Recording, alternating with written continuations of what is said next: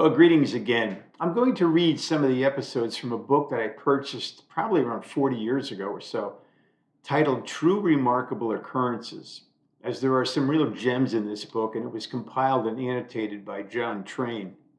So here goes. Number one, Vera Zermack jumped out of the third-story window when she learned that her husband betrayed her. Mrs. Zermack is recovering in the hospital after landing on her husband, who was killed. The newspaper Versini Prava reported today.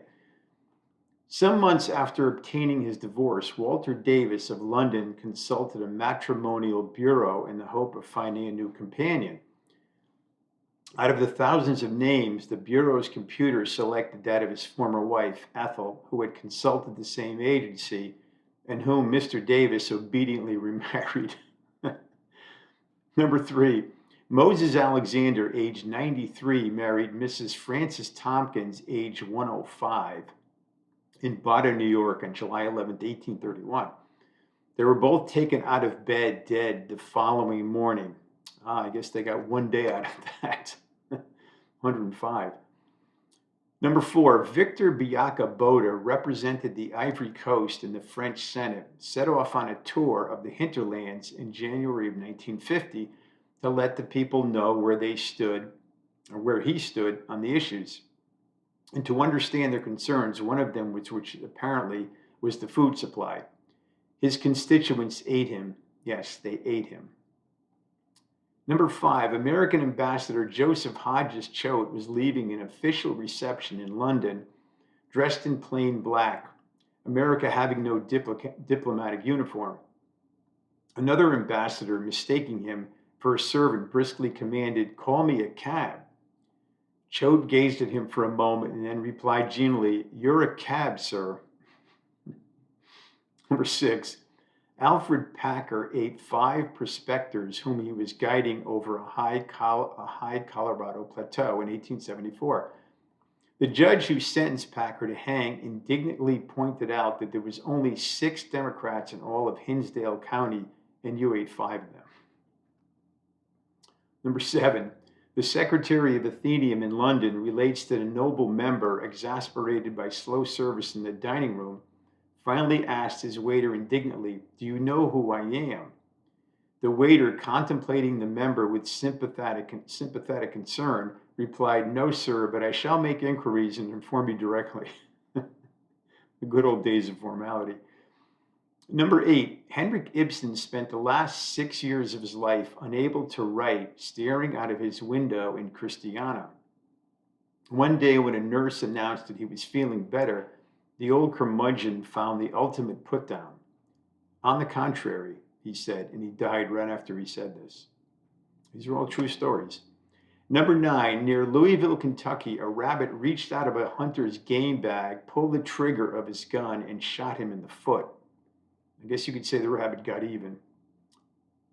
Number 10, Lord Tennyson in the 1850s invited a Russian nobleman to his house on the Isle of Wight and used to send him off with a gun in the mornings to walk the hedgerows.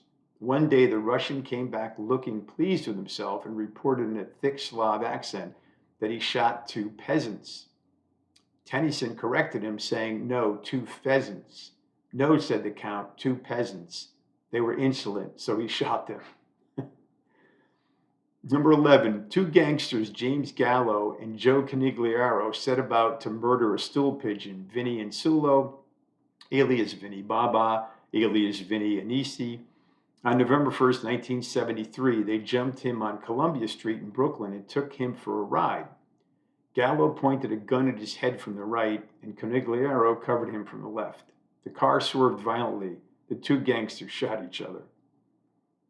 Number 12, during a motel holdup in Cleveland on May 3rd, 1977, the robber, Bruce Williams, was shot and paralyzed from the waist down. He impressed the authorities the following year by committing 5 additional crimes within 3 months, including a robbery, a theft, and a kidnapping. The Associated Press in May 1978 quoted his comment on the work of the Cleveland police. "They pick on me," he said from his wheelchair. Number 13, Of Pope John's trial at the Council of Constance in the years 1414 through 1418, Gibbons records that the most scandalous charges were suppressed. The Vicar of Christ was only accused of piracy, rape, murder, sodomy, and incest, and he was cleared on all five of those. That was back in the day. Number 14, in Grand Rapids, Michigan, a local striptease joint must build ramps on its stage to accommodate handicapped strippers, stated Tyler, mother of one, admitted during an investigation in Memphis in December of 1973 to having sex with several hundred policemen. Under questioning, she stated that this may have had something to do with my belief in law and order. Number 16, the Empress Eugenie staggered from a gory debris of her carriage after a bomb attack in which 10 persons were killed and about 140 wounded. C'est métier, she pronounced, and philosophically, c'est métier translated means it's 100 days' work. Number 17, the next two are my favorites. In 1895, there were only 2 cars in the whole state of Ohio. They somehow managed to collide with each other. I mean, what are the odds of that? And number 18, quite early in the space race, Nicoloso of Zambia announced that his country would have a man on the moon by 1970. After a while, reporters were invited to witness one of the program's high points. An unfortunate individual was stuffed in a barrel to which was fastened a rope looped around a stout tree. Strong assistants then whirled the barrel around and around the tree. It was explained that this experience would familiarize the man in the barrel with some of the problems of orbital flight. I guess he was an astronaut. In another phase of the program, the future astronauts were rolled downhill in oil drums and trained to walk on their hands, said by the minister to be the only way humans can walk on the moon. I hope they were ready. Number 19, Sharon Mitchell, heroine of the X-rated Captain Lust, was having trouble cashing a check at a New York bank because she was not carrying a driver's license or any other identification. She was carrying a magazine in which she appeared in the nude.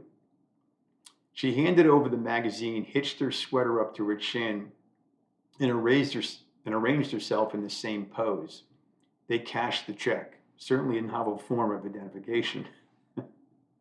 Number 20, the result of a door-to-door survey of 5,000 typical Americans was reported by Colliers in May of 1949.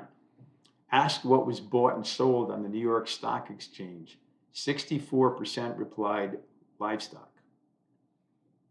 Number 21, Hans and Irma W., who asked the mass circulation Blick newspaper not to print their name, took their poodle Rosa along with them to an evening meal in Hong Kong.